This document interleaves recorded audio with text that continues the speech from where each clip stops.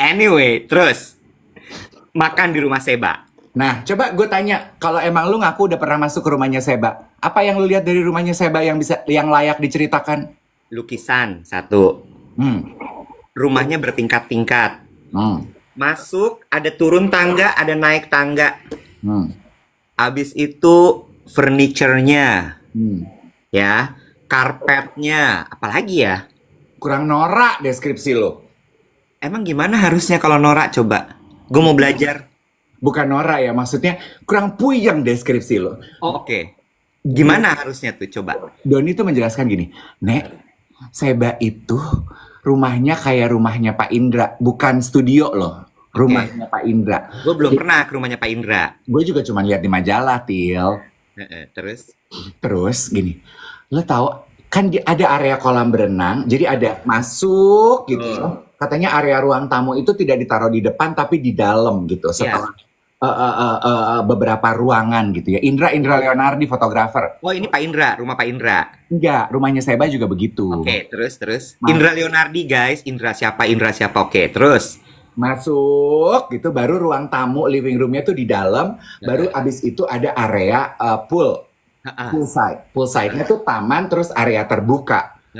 Get this, terus si Doni ngelihat di ujung ruangan gitu ya, kok ada pajangan burung. Pajangan menyerupai burung. Terus si Doni kan acting cool dong, jangan sampai kelihatan nih kita norak masuk ke rumah desainer. Terus lihat gitu, ih lucu banget ya pajangan burungnya kayak boneka, tapi bulunya look so real gitu. Terus burungnya menggerakkan kepala, Nek. Kuk gitu. Terus dia gini, ih kok dia bergerak ya, Nek? Gitu. Dan gak cuman satu, sekawanan burung. Gue gini, kayak apa burungnya? Kayak burung merpati, burung putih. Tapi ini bukan ras biasa. Merpati puyeng, karena pantatnya beda warna. Oke, dicelup kali, Nek. Gua nggak ngerti ya burung apa. Pantatnya tuh warnanya hitam. Oke. Terus mau dideketin sama si Doni, burungnya terbang. Burungnya hidup berkeliaran di dalam rumah elu. Warna putih. Dramatis ya rumahnya ya. Pas gue kesana nggak ada tuh burung. Didatengin, dia berterbangan gitu kayak di gereja-gereja Itali. Terus dia balik lagi ke situ. Burung bukan ayam, yang kalau ayam di bawah, burung di atas. Loh, gimana sih lu ngomong sama siapa? Gue nanya, tadi itu burung balik lagi nggak? Enggak, ada yang komentar itu ayam kali. Bukan, kalau ayam di bawah, burung di atas. Oke, terbang dia tuh. Iya, burungnya terbang gitu. Jadi burung aja gitu, berterbangan di dalam rumah dan dipelihara. Pertanyaan gue ke Doni, kok nggak kabur ya, Bo, tuh burung? Enggak tuh. Pup nggak tuh burung? Nah, temen gue, si Yogi juga nanya gini, pup nggak tuh burung sembarangan? Enggak tuh. Nggak dikasih makan pas lagi ada tamu. Bisa jadi ya. Iya, jadi biar perutnya kosong. Jadi dia nggak pup. Siapa tahu burungnya minum lencir ya, jadi ada waktunya dia kapan pup gitu. Burung. Ya. Udah dibersihin, yes. Lu kurang puyeng apa? Lu kepikiran nggak? Coba gue tanya, untuk melihara burung hidup, and have it roam free in your house. Bo, tapi kan rumahnya Seba gede banget, Bo. Ceilingnya ada kayak 20 meter. Ya, well, good. Ya, iya sih. Iya. Coba kalau di apartemen gini lu pelihara buyung. Upik kali abuyung. Lu di apartemen gini pelihara burung.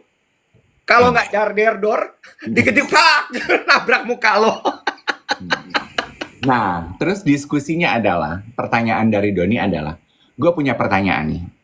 Menurut lo, mungkinkah di era sekarang ini, kan maksudnya gini, melihat kesuksesannya Sebastian Gunawan, dia berusaha keras, dia craftsmanship, dia kuliah 2 kali memang, dia menata craftsmanship-nya, tadinya dikuliahin apa, terus akhirnya jadi desainer. Intinya tuh pertanyaan Doni gini, mungkinkah kalau di zaman sekarang kita bekerja keras seperti Seba Tarok gitu, kita bisa sekaya dia? Hah? Gimana? Ulangi? Ini kayaknya nggak ada hubungan sama sekolahnya nih berarti. Iya. Jadi mengenai perjalanan dan perjuangan hidup, mungkin nggak di zaman sekarang dengan mengandalkan skill lu aja, tanpa bantuan orang lain, tanpa suntikan dana orang lain, tanpa tamparan semangat dari orang lain, purely sebagai perintis. Lo bisa jadi sekaya Seba. Mungkin nggak? Mungkin. Menurut lo mungkin? Mungkin. Kenapa? Kenapa emangnya? Enggak, itu jadi diskusi semalam gue sama teman-teman gue.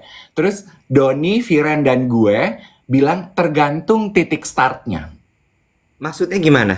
Gini, kan pasti kita udah pernah dengar dong diskusi yang kayak, gini, kayak waktu Putri Tanjung ngomong di podcast apa gitu, bicara mengenai kerja tuh harus giat gitu. Ina inu, komentar warganet gini kan, ya tapi titik start lu di mana Mbak? Beda sama kita, titik start kita di mana? Sama kayak Seba kan juga, kan dia suka posting tuh foto mamanya gitu, kelihatan lah, memang dia datang dari keluarga yang has money. Kelihatan dari mana juga dia has money backgroundnya. Bahwa dia sekolahnya di luar negeri. Nggak ada orang susah sekolah di luar negeri. Zaman itu, beasiswa nggak segampang sekarang.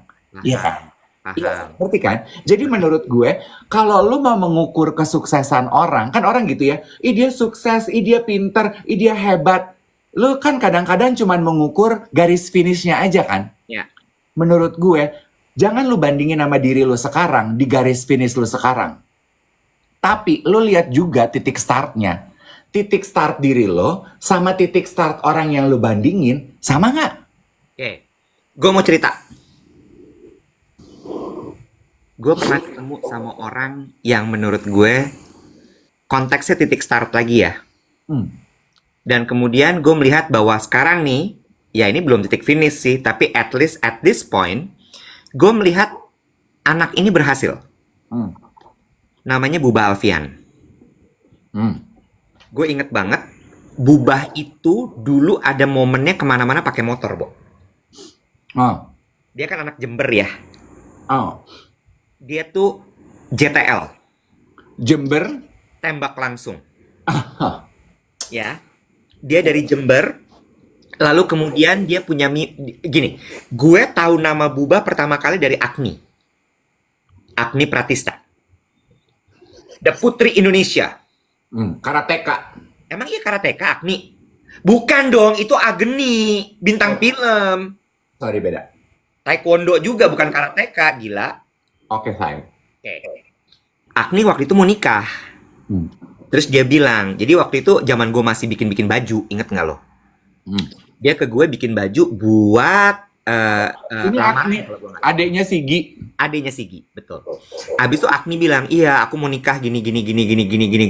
Terus yang make upin tuh namanya Bubah.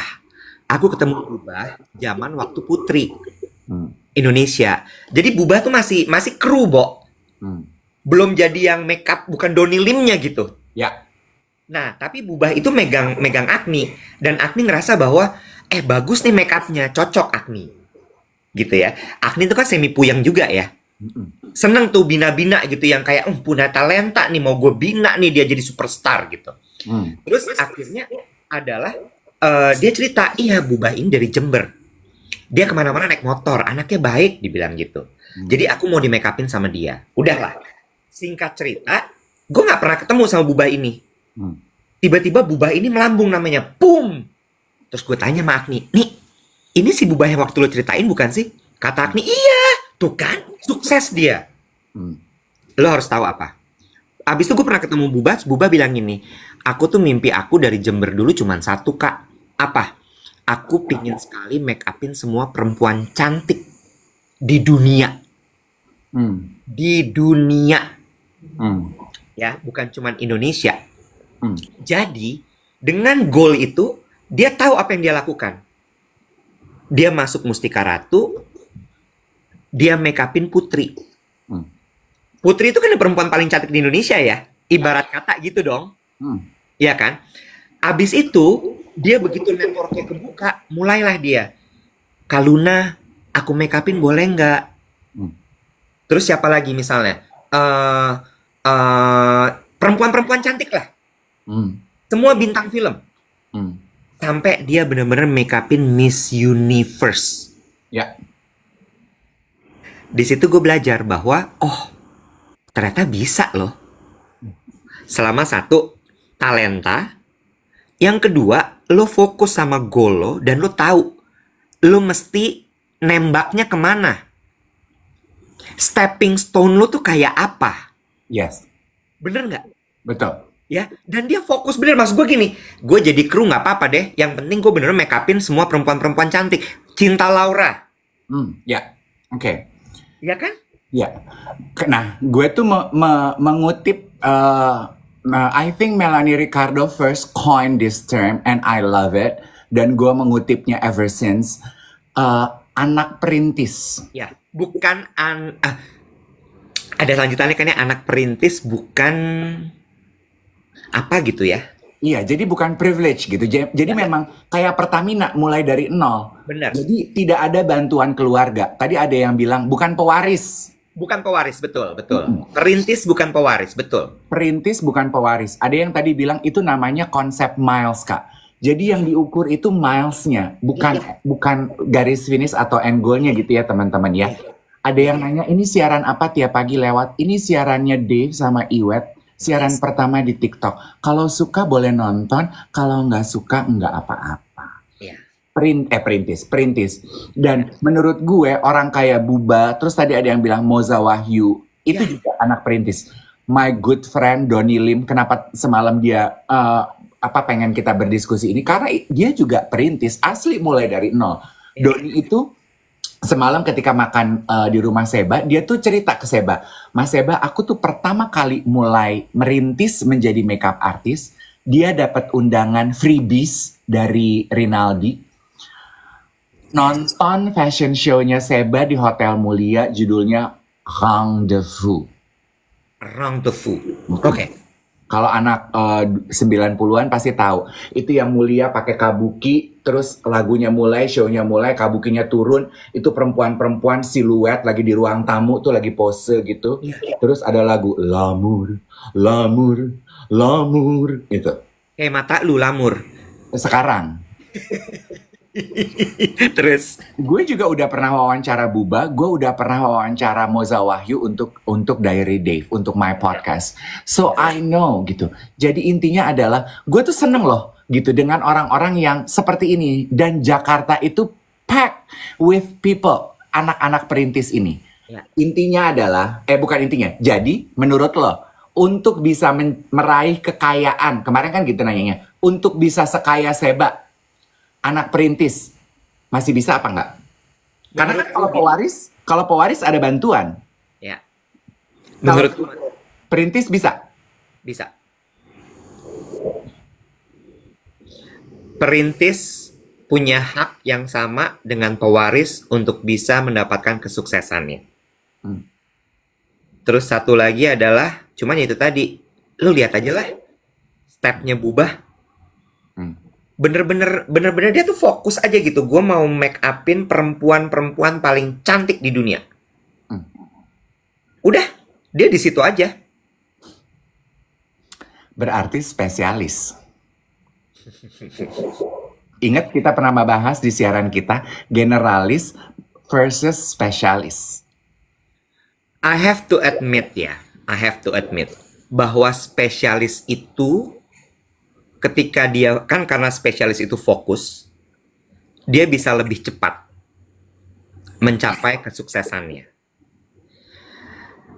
Kalau lo, gue mungkin nggak sebut generalis, tapi kalau lo nggak fokus, maka lo akan ke kiri, ke kanan, nyobain ini, nyobain itu. Sehingga lo nggak jalannya lurus. Tapi nggak salah juga jadi generalis. Cuma mungkin proses lo akan lebih lama dibandingkan spesialis. Betul. Bicara mengenai itu ya, generalis versus spesialis. Kalau gue tuh menentukan apakah lo spesialis atau generalis, itu kalau in my personal opinion ya, itu terpulang dari kepribadian lo. Apa sih? Ada bunyi apa ya itu ya? Alarm tetangga, mobilnya bunyi. Lo tinggal di mana sih? Jatinangor. Ayam kali Jatinangor. Terus tergantung kepribadian lo, Web.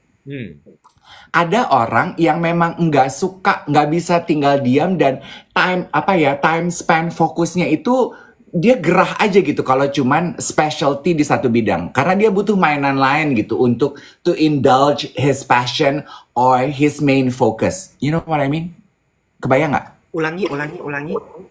Menurut gue, pilihan spesialis atau generalis itu sesuai dengan kepribadian lo.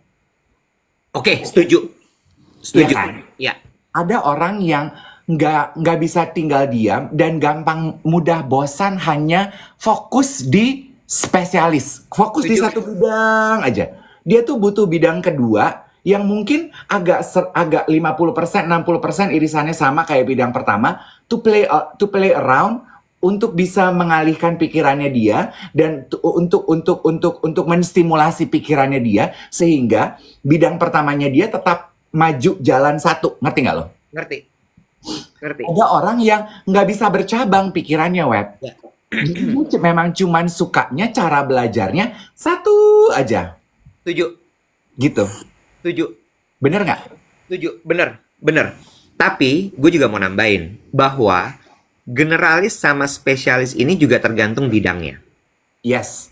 Ya. Kalau lu misalnya mau menjadi lu mau berkarir di kantor. Ya, di korporasi gitu ya. Lu butuh menjadi generalis. Kenapa? Karena lu kadang-kadang untuk mencapai posisi puncak lu harus tahu semua bidang. Contoh nih ya, kalau misalnya lu kerja di bank, kan ada namanya manajemen trainee. Kan lu diputer tuh ke semua departemen. Supaya lu tahu semua bidang tuh pekerjaannya kayak apa, sehingga ketika lo naik jadi manajer, lo tahu mengerjakan ini gimana, mengerjakan itu gimana. Lo naik lagi jadi senior manager, lo udah pernah ngerjain ini. Ketika lo jadi direktur, lo udah lebih fokus. Keahlian lo tuh di mana? Lo tuh jagonya di mana? Sampai akhirnya lo jadi paling puncak CEO misalnya gitu. Ya. But again, nggak bisa disamain sama semua bidang. Bener nggak? Contoh lagi ya, spesialis tapi di korporasi. Konsultan. Konsultan itu kan spesialis sebenarnya.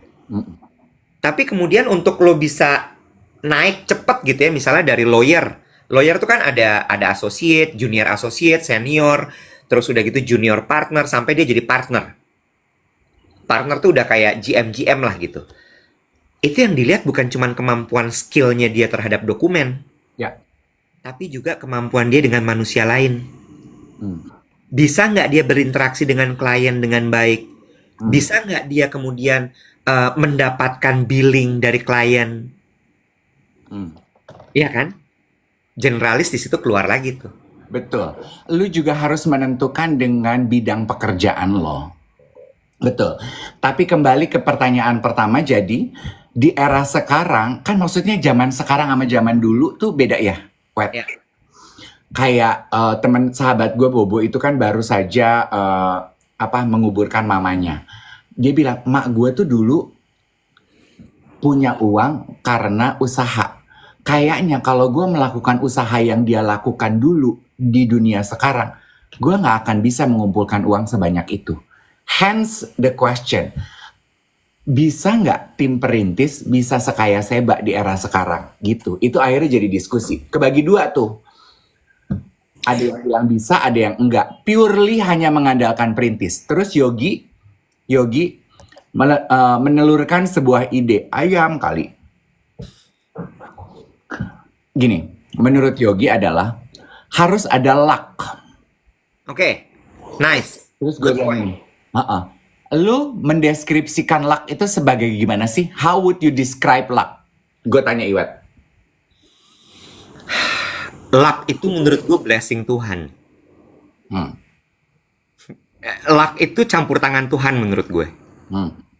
Ketika Tuhan udah campur tangan gitu ya, itu kayak digampangin aja jalannya. Itu kan luck juga kan. Tiba-tiba nih misalnya gini ya, harus punya network dong. Kalau lo mau sukses cepat, pintunya kebuka aja gitu, ketemu sama network itu.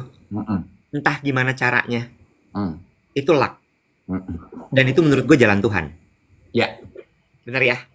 Jadi definisi luck menurut gue adalah ketika Tuhan campur tangan di dalam hidup lo.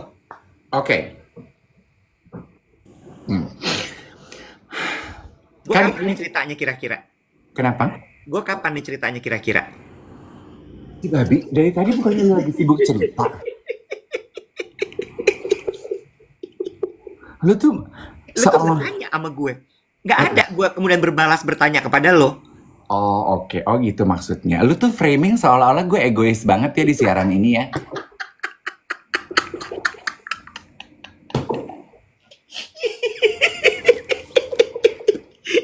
Lanjut, lo mau nanya apa lagi tadi? Lanjutan dari si Luck.